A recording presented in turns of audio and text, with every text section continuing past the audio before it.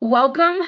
This is something I'm very excited about. If you've seen it on LinkedIn, you can probably tell I'm very enthusiastic about it. This is a a series that we're putting together, and by we I mean Proposal Team and GovDash, two of the biggest loves of my life right now. We want to help the GovCon industry adjust and grow with all the changes that are happening. We're going to talk a lot about that a little bit more as we get throughout, but this is not just one lesson. This is going to be a series over 6 months. And this is hopefully going to be enriching for you and something that is not just talking, but actually helping build a community and giving you actionable things that will help you in your job day one as soon as you leave. So that is our goal with all of these sessions. Today's lesson or talk is 5 things to try in strategic proposals. The alternate title for this are like 5 of the things I've changed about my process that have had the most impact positively, or 5 of the things that were the best advice I ever got throughout my career. So however you want to see it. Needless to say, this is going to be 5 actionable techniques that you can apply to the way that you're working your proposals today to see some immediate positive change and adjustment there. So I am Meryl. I'm going to hazard a guess and say that I know many of you on this call, either through Proposal Team or through GovDash, or actually working proposals together. But if not, I'm going to introduce myself. I have 20 years in GovCon. I started when I was 19 years old, very accidentally, had no idea what GovCon was, but then happened to get a job across the country working in a company that sold to the government. So I learned very quickly. My 3rd week on the job, my boss went out of town and we were in the middle of a proposal. She actually went out of the country and was unreachable. And we were a very small company. And so at that point, we were teamed. We were the prime. And our sub had to walk me through absolutely everything. And I mean absolutely everything. And we ended up winning, which was awesome, but also a little bit of a challenge because she was out of town, we didn't have a resume. So we bid me as the program manager. And because we won, it was a key personnel position. And therefore, I had to learn how to manage a contract really quickly. Luckily, it was the perfect contract to learn on. And our teaming partner was incredible in teaching me those things. But that really started my career on a trajectory that I have never left up until this point, where I really have worn a lot of hats in the companies that I've supported. I have experience in proposals, capture, and delivery. This unique perspective has really driven my career forward and the way that I think of proposal management and capture and delivery. And I see it as one large workflow rather than segmented processes. And so when we talk about being strategic today, that is really what I am encouraging us to go towards, where we're seeing this, proposals as being the sum of the parts rather than just one segmented piece. But we'll talk about that more. And I am the founder of Proposal Team, which is a nonprofit that provides free training to folks that want to enter the GovCon and proposal industries from outside industries. I'm also the VP of Industry Solutions at GovDash. We are building the first autonomous AI operating system for GovCon, which is a big thing to claim, but I'm really excited about it because I really believe in it. And this is not going to be a sales pitch. So that's the other thing I want to tell you guys about. GovDash is sponsoring this, and I am part of GovDash, but I'm part of GovDash because I love GovCon and proposals, and I'm going to tell you guys more about that too. But just as an aside, if you are interested in GovDash, you can take a look at us at govdash.com. We have 3 distinct clouds. It covers capture, proposals, and contracts, which is very similar to what I was talking about before with those 3 areas. You can take a look at that on our website and reach out for more information.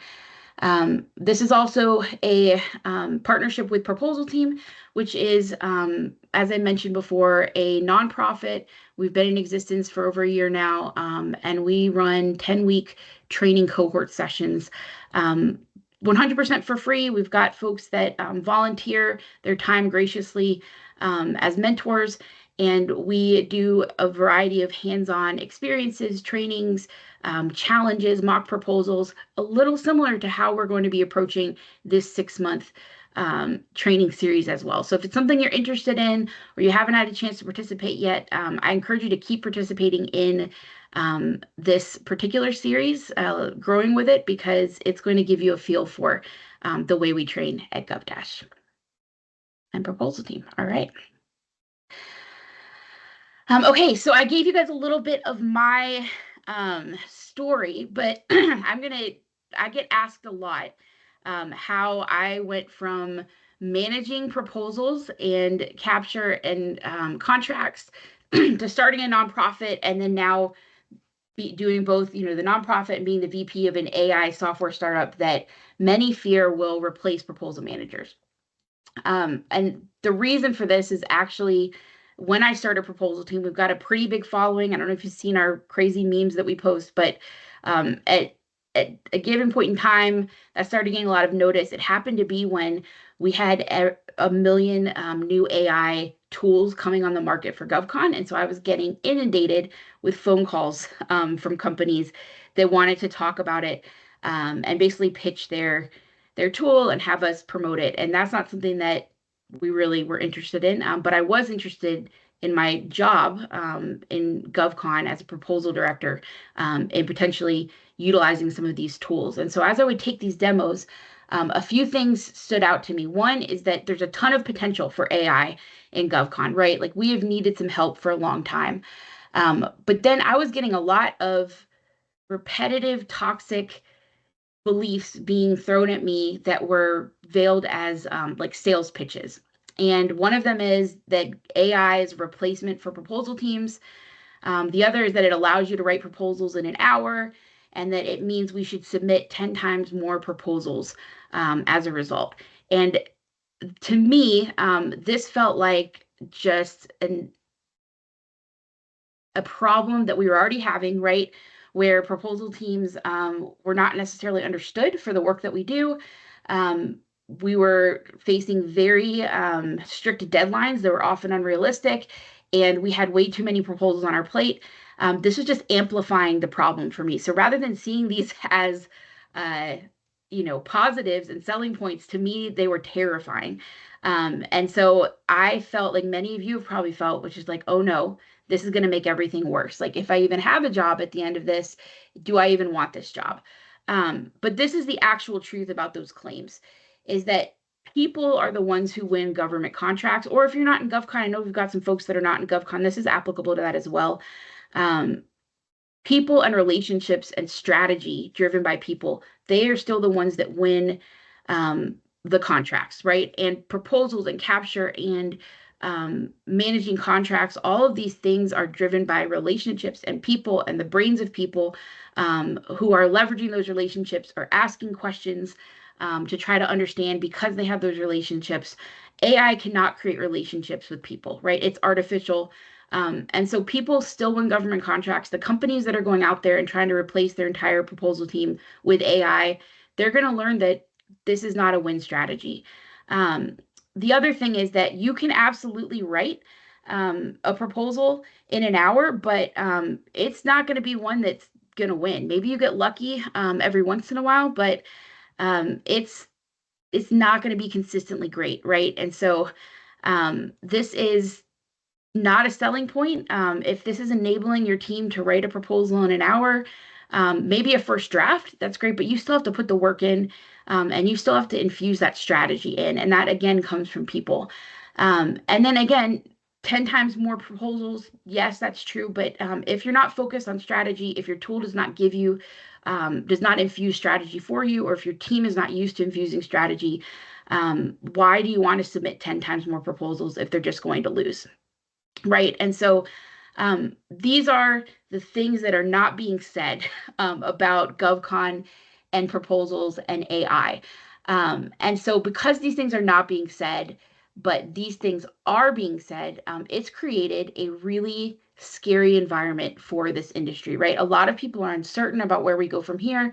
Some people are excited about AI because we have needed the help for a long time. And this is, has a lot of promising use cases for us.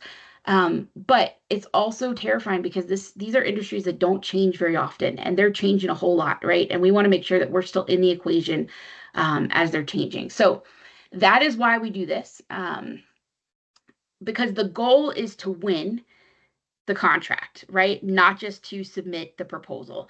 And the conversations we're having about AI and proposals, a lot of times it's because we're focusing on the goal being to submit. But when the goal is to win, what we want to do is utilize people and teach people to utilize technology so that we're not just submitting more efficiently and effectively, we're winning the contracts. And that's something I think that everybody can get behind. Um, AI is not a win strategy, and this is important, but it is a very powerful tool, and it can give us time that we have not had in the past because we've been inundated with these administrative functions and details that take up all of our time. It can give us more time to infuse strategy into our process and increase our PWin. So again, my journey to GovDash, like why I'm here right now is because those things that I heard, those toxic sales pitches really made me mad because I love GovCon, I love proposals, and I have done it for a long, long time, and I teach people how to do it. And when those are the sales pitches that we're being given, it just means that someone's building something who doesn't understand um, what it's like and what we need. And we've needed help for a long time, right? So we want to make sure we get the help. And the goal should not be to replace proposal teams. It's to help proposal teams and help companies who sell to the government, or if you're not in GovCon, sell to other industries, help them win contracts, right? Um, and this is where I'm at in my career. Proposals, as you guys know, I'm speaking to the choir here, but um, you don't get a lot of sleep sometimes when you're in proposals. Over my career, three things have kept me awake. One is working proposals all night because the workload exceeded the available hours. I'm sure that you guys have been there. I have certainly been there. The second is worrying about bringing others into an industry with long hours and burnout through proposal team. It's a great career. It pays really well. You don't have to have a college education. There's no program for it. So it's sort of a more level playing field. But do I want to bring folks in to an industry that is has some unhealthy, things that are occurring repeatedly? And then the third is questioning, like when I joined or was considering joining GovDash, questioning if AI tools like the one I'm helping to create will replace proposal professionals. All these three things are fair, and they're fair questions to think about. But that's why this series matters, because these are the facts. AI has changed everything, right? Not just our industry, but that also includes our industry. And there's no denying it. We could, stand in a corner and put our fingers in our ears and just say, I'm pretending this doesn't exist. But we're at the point now, 2 years in, where this is happening for better, for worse. I think that we can make it for the better, right? And that's what I want to see us do. And these are also the facts. Proposal teams are not easily replaced. You all know that. I know that. And hopefully you're working for companies that know that as well. If they don't know that already, they're going to know if they try to replace the proposal team fully with AI. That will come out very soon because it is not going to be, the outcome that they want. People still win government contracts. The other thing that's true is that we have needed a new healthy normal for a very long time. We are due this, we deserve it, and we shouldn't have to work, long hours, holidays, vacations, all of that, because there's so many boxes to check off and not enough time.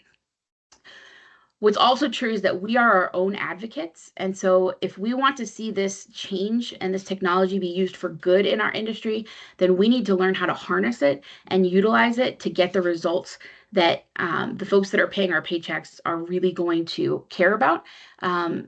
And we are in this together. So this is my favorite thing about GovCon and proposals in general. I don't know any other industry where a process is defined in such a way that it unites people across industries, across companies. You can come together very quickly by nature of this, it's designed this way when you're teaming with a company you've never worked with before, and your two teams can unite because you have a similar process and you're used to the same language and all of that. That is a gift. So that doesn't exist in many other industries. And we can leverage that to learn together and push our industry forward together in a positive way and in a positive direction. So that is the reason for this entire series. Yes, Bree, trauma bonding for sure. And that is one of the reasons our memes and proposal teams go over so well, because it's a universal experience, right? And we are all doing this at the same time together. And what's included in that right now is this industry changing, and we're all learning about it together. So we are going to adjust and we're going to grow with it. And that is the basis of what we're going to be doing here for the next 6 months. This is going to be a variety of activities and events. So webinars like the one we're doing today, workshops that will be a cross between a webinar and like a challenge where we're doing a live thing together. Live challenges that will be like mock proposals, fun. If you've ever been part of Proposal Team, we love some challenges. We love some prizes. I think it's a great way to learn and bond and network. And then the third part of this is community. So if you have not already joined our discussion group that's on LinkedIn, I highly encourage you to do that. We're going to be talking in between these monthly sessions. We're going to be hosting some audio events, really keeping the engagement up, so that this becomes more of a community-driven event rather than just, something we log into every month. Because again, we want this to be very beneficial to you in your careers, and we want that to happen immediately. And then we want it to be beneficial to the industry. All right. So if you have questions about where to find this, let me know. Bree or Robbie, if you wouldn't mind just putting that link in the chat for everybody, that'd be awesome. And we can go from there. Without further ado, though, I want to start on the actual reason for coming here. So I wanted to introduce this series, this being the first event, so you understand where we're going with it. But today we're here to talk about the 5 things that I would recommend most to try to take your proposal management process into the future, to create a more strategic process that helps you leverage these tools well and helps you utilize the extra time you will save with AI to not submit more proposals that are not strategic and going to lose, but to make the proposals that you're working even better, and maybe submit 1 or 2 extra proposals that are good as well. So the first piece of advice that I have for you today is ask the questions. In the past, what this looked like was that when you get a proposal as a proposal manager, incomplete solutions are handed off with no time for clarifying questions. So you get that. In my experience, I'll be aware that I'm assigned a proposal and that it's possibly going to come out, and I kind of hear it during pipeline meetings, but I am too busy with many other things, so I don't have time to give my brain space for that. So while I'm aware of them, they're in the periphery. And then all of a sudden the RFP drops and we've got 2 weeks to respond. And now I need to know everything there is to know about our strategy because I haven't been involved up until this point. And incomplete solutions are often handed off with no time for clarifying questions because now you can no longer talk to the government outside of QA. Win themes and strategies are often unclear or missing. And at this point, there's not a whole lot you can do about it. Critical info, this is my biggest pet peeve, is lost in the cracks of emails and PowerPoint decks and Slack and team messages. And there's a lot of great capture that has been done during this process, but we don't know where it is. And we're probably going to catch about 60% of it in time to infuse into the proposal. But by the time, it actually gets in the proposal and everything's reviewed, we don't have time to create strategic reviews to make sure everything's getting included. So really, we're probably incorporating about 40% of the capture intel that was so that people worked so hard to gather, and that's terrible, right? We have to make that better, and I think AI will help us do that. And then finally, proposal managers are often looped in too late, and we are scrambling as the clock ticks, and oftentimes we have enough things on our plate to keep us up for a week, and capture and understanding that kind of falls to the wayside. But what I see is the future for GovCon and proposals with AI is that proposal managers now have the capacity to be involved earlier before the RFP drops.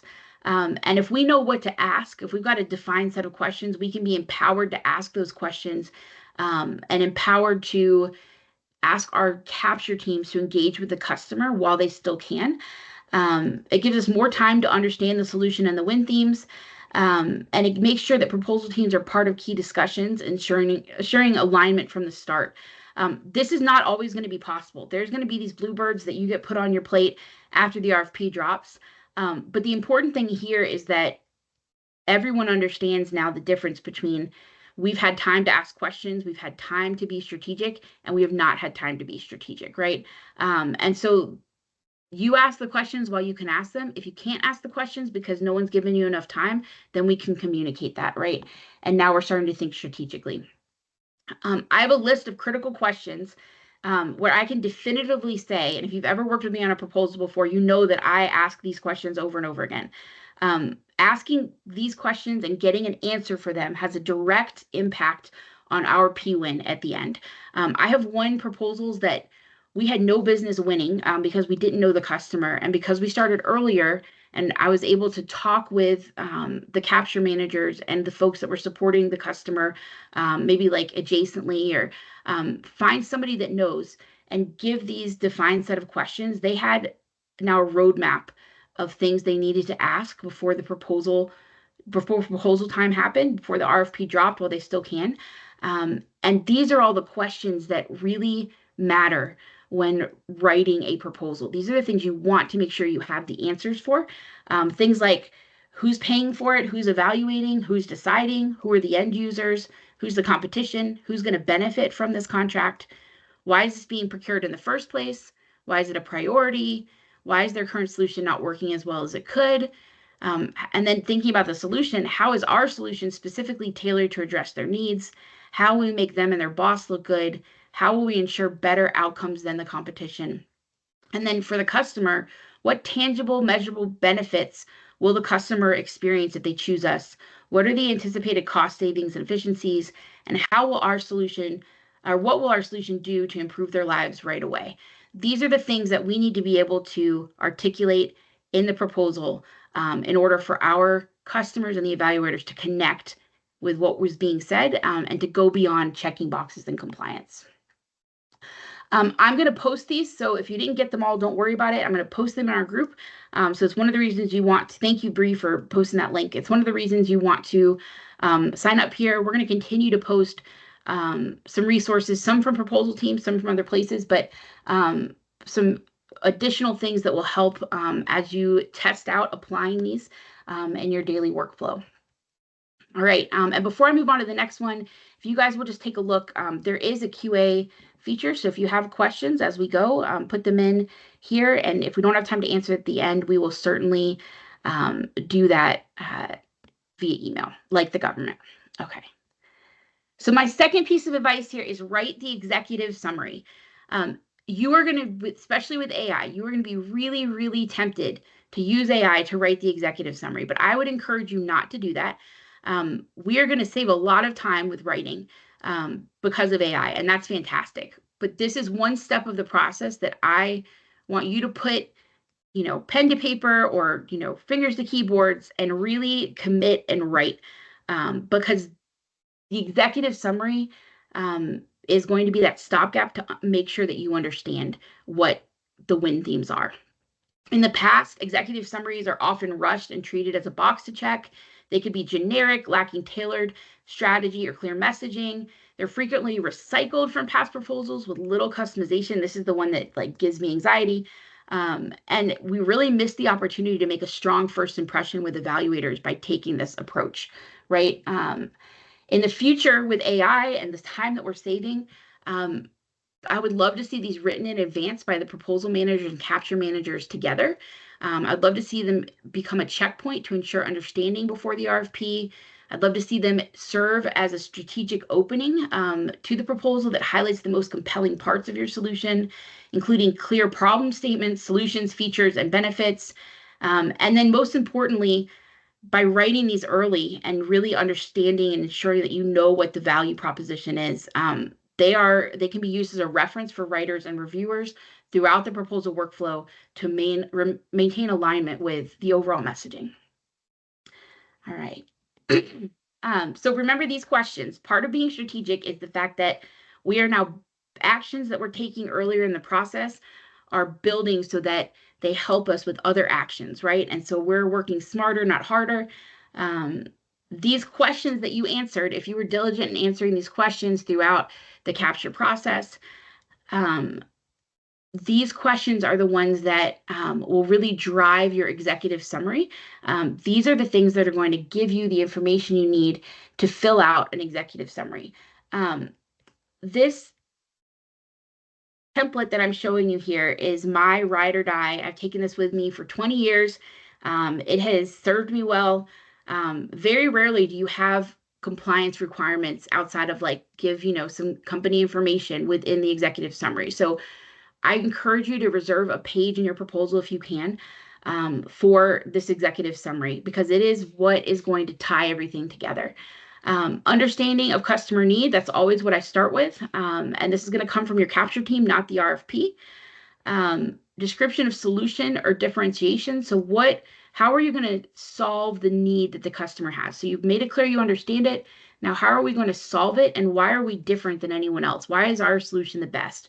And then you're going to so you're summarizing it there, and then you're going to create a table that further dials that down, and you're going to name the problem, the areas of the problem again. You're going to name your solution. You're going to say, this is the feature of our solution, right? This is how we're going to solve it. This is the feature of our solution, and this is the benefit that you are going to experience as a result of going with our solution. This is making it real for the customer. And even if they don't have technical understanding, if it's a technical bid or, it requires subject matter expertise, this lays it out very clearly. As proposal managers, in my experience, I've worked in a lot of companies that like actual rocket scientists, right, are writing these proposals. We are managing contracts for NASA, or it's microbiologists for CDC, or it's IT folks, right, that have experience that I don't even understand what's being said. This executive summary is my time to make sure that I understand it at a base level. Because if I can't understand it at a base level, I have no way to determine if the evaluator, who likely won't have all of the technical experience, is also going to understand it at a base level. So this is our checkpoint to make sure there's clarity across the board. We are going to do a workshop on this. So I could talk about this for a million years, but this is going to be our next workshop.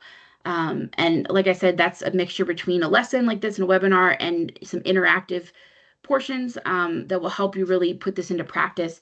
So make sure you keep an eye out on our group and also, on socials to sign up for that. We'll be putting that event on the calendar here by tomorrow. All right, so my next tip here is make it tangible. What does that mean? Well, oftentimes a solution, when I don't understand it, it feels like this elusive thing, right? And so what I start doing is managing around the solution and avoiding it. Because if I don't understand it and nobody can explain it to me because no one else understands it and hasn't been articulated, that's when we see a lot of focus in reviews or kickoff calls on punctuation and spelling and formatting. When people are empowered with the information they need to understand the objective, then they are going to be a lot more helpful during the process. And that's true not just for the folks that are supporting the reviews, but also you as a proposal manager. So in the past, what this has looked like, when things are not tangible, kickoff calls become unfocused. It leaves writers unclear on what the ask is. Win themes, customer pain points, and solution strategy are poorly communicated. Writers often leave the call confused and uncertain about their tasks. It's not a very informative meeting, right? It's a box checking meeting. And the lack of clarity results in inconsistent messaging and misalignment throughout the proposal. In the future, with our time that we are going to get back, because AI is helping us write and do some of these more tedious tasks that have taken up so much of our time. When we reinvest in strategy, what this looks like is kickoff calls become more focused and ensure that writers fully understand the ask. Proposal managers clearly communicate win themes, customer pain points, and the solution strategy because we understand it ourselves. Writers leave the call with a clear sense of direction and purpose, and then this clarity ensures consistent messaging and alignment across the entire proposal.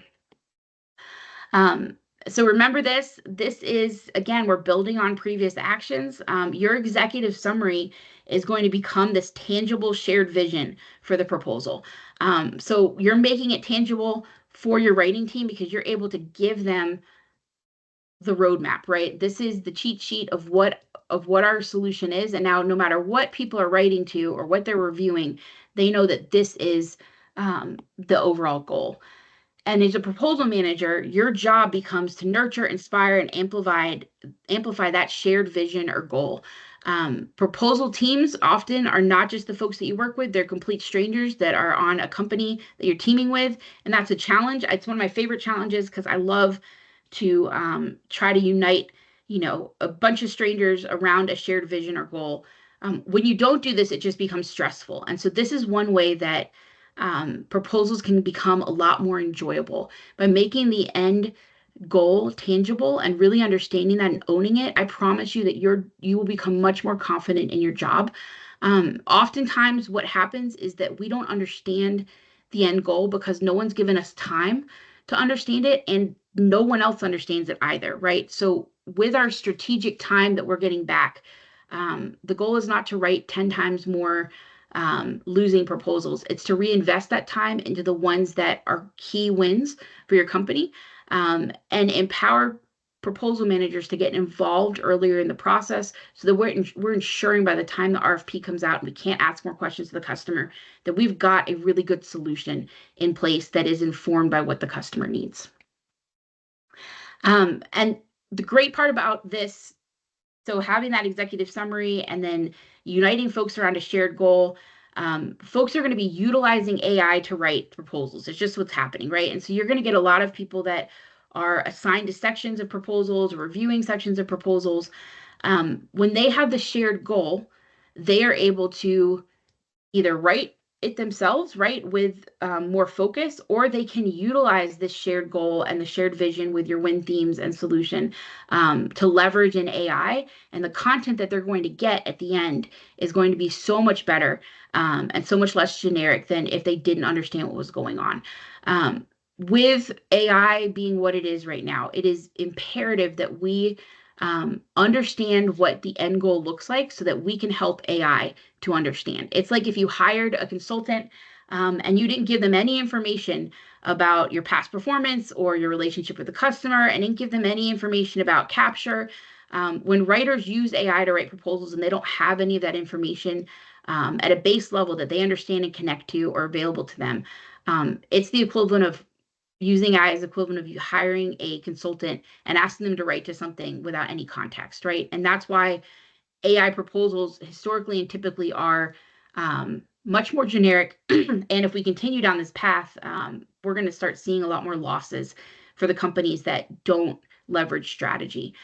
This is another reason why AI tools that only use previous proposals are really going to do a disservice to your company because you're now recycling content and using a tool that doesn't have context. They're just looking at previous proposals. So now we're writing and our only context is a proposal written for another customer with a different problem, right? And so now we're adding another layer of generic content to it. And so we have to make sure that we are giving writers or AI, whoever's writing the proposal, the information they need to write a tailored, specific response every time that is going to speak to the customer. And that is what people do, right? We are in charge of ensuring strategy is infused. The other way you can do this is with your kickoff slides. So I personally have hated kickoffs for most of my career, but I love them now because I've started, a couple years ago, I started changing the way I did kickoffs. And these are my favorite kickoff slides to add to your deck that will motivate your team. This is why we can win. So folks may not have been involved in the capture process up to this point in those discussions. Give them an understanding of why it is that we can win, why this is important. and why you believe that your company has a really good shot at this. So they're not wasting their time. This is something that is worth their time, and this is why. The next slide is this is our solution. So you're going to give them an executive summary with a cheat sheet, but this is your opportunity to really talk about why you picked the solution that you did. Show them that you have thought through the solution, or let someone on your team show them that they've thought through the solution. Lay it out in clear terms and explain how it's going to solve the problems. And the other thing that's great is this is why this contract matters. Government contracts, their government proposals turn into government contracts that impact real people. We often lose sight of that in GovCon. I've fallen victim to it myself, but this is taxpayer dollars that at the end of it, if you win, you are delivering a critical need to the country and the citizens of the country. And that could be your family, even if it's not, it is somebody within this country or other countries. It's real people that get impacted.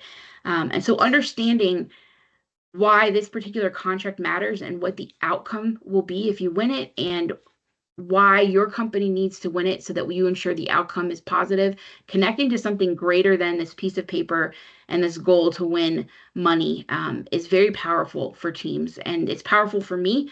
That's a big motivator for me. And so if I understand this as a proposal manager, and if you understand this as a proposal manager, we're going to be able to communicate that to our teams. If you don't understand it, though, you're not able to do that, right? So your goal is to understand these things first and utilize that extra time that you get to ask these questions to understand, and then communicate that to your team. And then again, it should also align with what's in your executive summary. These slides are just going to be reiterations or expansions of what you've described in your executive summary, and you're going to arm your team with this to write from, or to utilize AI to write from. All right, let me take a look at our QA real quick.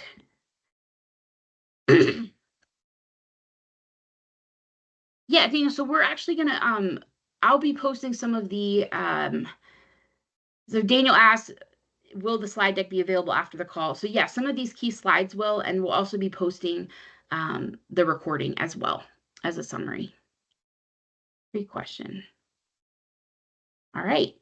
Okay, so this is my final functional tip, and we've got one more tip at the end after that, but this is one that is my big pet peeve.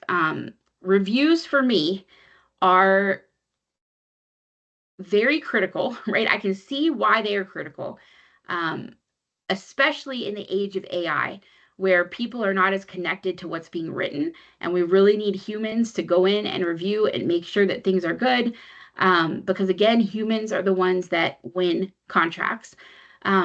But the way that we do them in GovCon has just been broken for a really long time. And what I mean by this is that color team reviews are just confusing. We use consistent colors across the board, but everywhere I've worked and every company I've ever partnered with have a different definition for what each color team review should mean.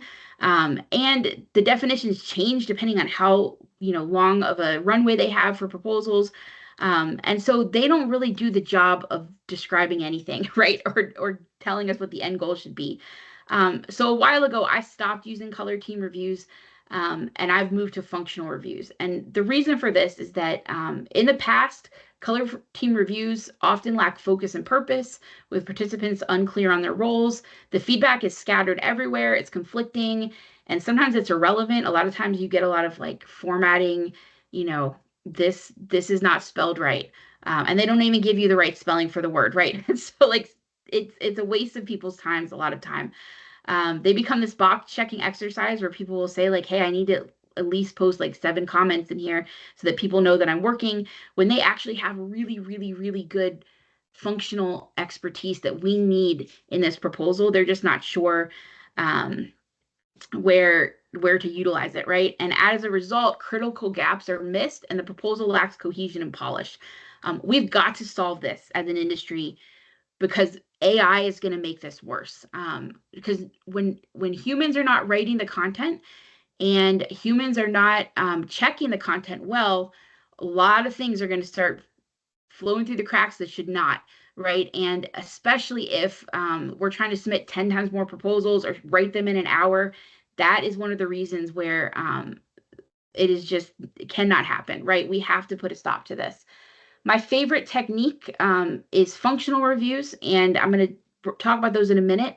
But what I have found in my own practice with proposal management is by implementing functional reviews, color team reviews are more focused and purposeful with clear roles for each participant. The feedback is targeted, relevant, and aligned with the proposal's goals. Each review has defined objectives leading to actionable insights and improvements. And the result is a cohesive, polished proposal that addresses the customer's needs effectively.